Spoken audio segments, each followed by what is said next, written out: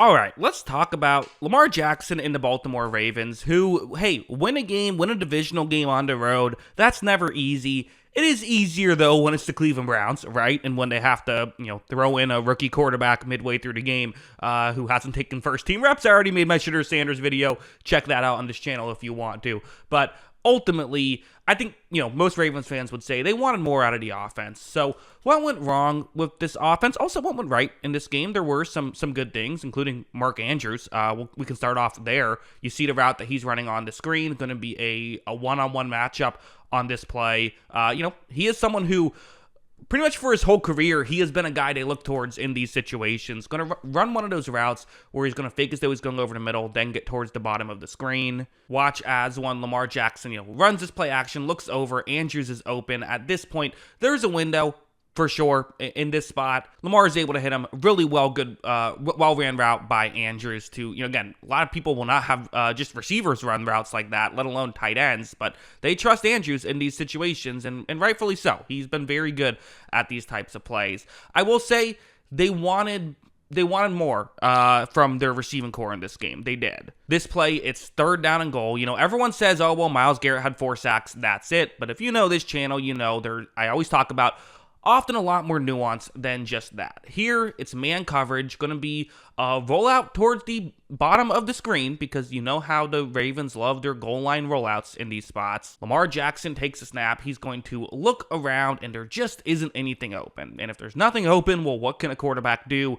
He can't run. There's too many Cleveland players who are aware of him and aware of a potential run, so not really an option here. Lamar Jackson holds on to the ball, which is fine. I mean, again, in this situation, the sack doesn't really hurt you. In fact, some kickers like it a little bit further back in that situation, so no big deal there. And but ultimately, sure, Myles Garrett eventually got home. He's going to do that. He's Myles Garrett. Also, though, this could have been avoided had someone just been able to win a route and gotten open. And also, heading over here, so again, people who didn't watch the game will say, oh, Lamar Jackson, 2 interceptions, that's not good. That's a problem for the Ravens. It is not, and here's why. Look at the 2 interceptions. So, you see this one. This is going to be a pass that's off his receiver's hands, off his halfback's hands, ends up, one was a pick 6. This one goes off of, one of the linemen in front, goes off of a offensive lineman's helmet, I believe it was, ends up getting intercepted. So those were the 2 picks, and again, that gave Cleveland 7 points, and also it took away at least 3 points because they were in field goal range on the second one, and it was 1st and 10, so it's a very real chance that was a 14-point swing, just those 2 kind of fluky plays. So when that happens, and there's also a big special teams play in the mix for Cleveland that also led to 3 points, well then, that's how a game that you're supposed to win handedly can turn into a close game. That being said, there were some issues here. I'm not going to try and simply just say, it was just some fluky plays that went wrong. What are you going to do? No, there were some mistakes for sure. Heading over here, I think this one's definitely a mistake because, we often talk about interceptions as kind of, okay, we look at the interceptions and then say how many of those were the quarterback's fault. But we very rarely go back and talk about what about the interceptions that didn't happen, but could have happened. The plays that could have gone wrong. So here, the Ravens, it's 3rd and goal. They're down 6 points, but Shitter Sanders in this Browns offense isn't doing much. In most situations, taking a risk here would be fine. In this situation, you got to make sure you at least come away with 3. Lamar takes a snap. You saw it was man coverage on the screen, and looking down the field, again, nothing's open. He's running back. He throws just up a jump ball, and this is just not the right call here. It just isn't. It's a bad decision from Lamar Jackson, given the game situation. If this is later on in the game, okay, you can try something like this. But as you see, that probably should have been intercepted there. Again, it's Mark Andrews, who's a good player, but it's just not, he was the one getting defended, but he was getting defended too well. That could have gone very wrong for Lamar, and certainly if that happens and you have a 3rd pick, now people are really going to, feel frustrated. Ultimately, though, got away with 1. We're able to at least get to 3 points. Also, this play, 3rd down and 8 here. This led to, so you see right here, five minutes left. You have Zay Flowers, who's going to be running the route you see on your screen right here. Lamar Jackson takes the snap, and just, it looks like, I don't know, Zay Flowers kind of goes more over the middle. Lamar throws it behind him, so I'm not going to say that was just a missed throw, because I don't think that's that simple. Looks to me more of a miscommunication, but ultimately it's like, yeah, those guys need to convert on that. If Flowers makes the catch, it's at the very least an easy go for it situation, or making a field goal easier, I guess, if you want to try that from that situation. Ultimately, on the fourth down and 8, they decided to just punt the ball away. They wouldn't have done that had they gotten that play to work, which the play that those two players just have to execute on. Those are star players. Although, to rewind to an earlier point, let's talk about, at this point, 6 minutes in the second quarter, nothing going. It should be mentioned, I've given some credit to this Browns defense. The Browns play good defense, which is part of why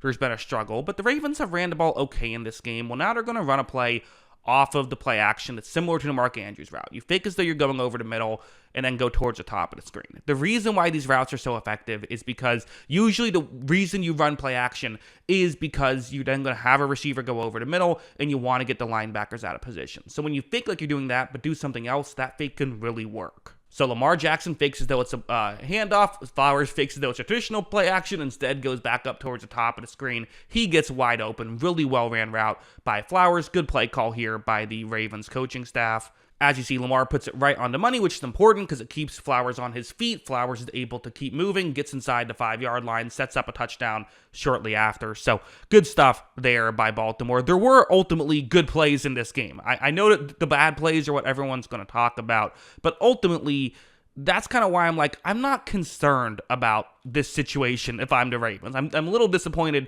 in how it went down, but like, for a long term, no, this is fine. Like, we still saw a play like this. This is 3rd down and 10. I mean, this is a big play in the game. You're down 3 points with 8.5 minutes left. I mean, I know the Browns offense hasn't done much, but if you have to give the ball back to them, they can get a drive going. You're running out of opportunities, right? So, want to convert here against zone coverage. Lamar Jackson takes a snap, and as you could expect, Myles Garrett is creating some issues here. He was even chipped, and he just went right with the chip. I mean, he's so fast, able to get around the tackle, even with a chip. So at this point for Lamar, well, if he can't make this play work, no one can blame him at this point, right? Looking down the field, but watch what he does. It's that classic Lamar Jackson thing. Full out sprints, but still is able to throw on the move, finds an open receiver. They're able to pick up the conversion, ultimately are able to go forward and tie the game. Later, they would take the lead on a following possession and ultimately win the game. So good stuff there from Baltimore all around, but well, not good stuff from Baltimore all around, but on display, good stuff from Baltimore all around.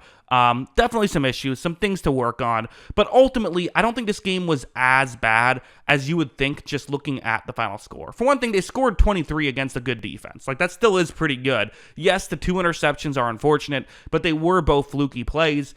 Yes, there could have been another pick in there, and there was that misplay with Zay Flowers, but ultimately, this was a fine offensive day from the Ravens outside of that stuff. 193 yards on 25 attempts isn't horrible here for Lamar Jackson. It's just kind of the fluky mistakes that made it look worse. So yeah, ultimately, while not the Ravens' best offensive day, no reason to be concerned, in my opinion, about this one, although you still would say you want them to play better. That is still fair to say. But yeah, those are but you're not going to play perfect 17 games, so it is what it is. That's what I think. What do you think? Let me know in the comments below. Always love hearing from you. And of course, as always, thanks for watching.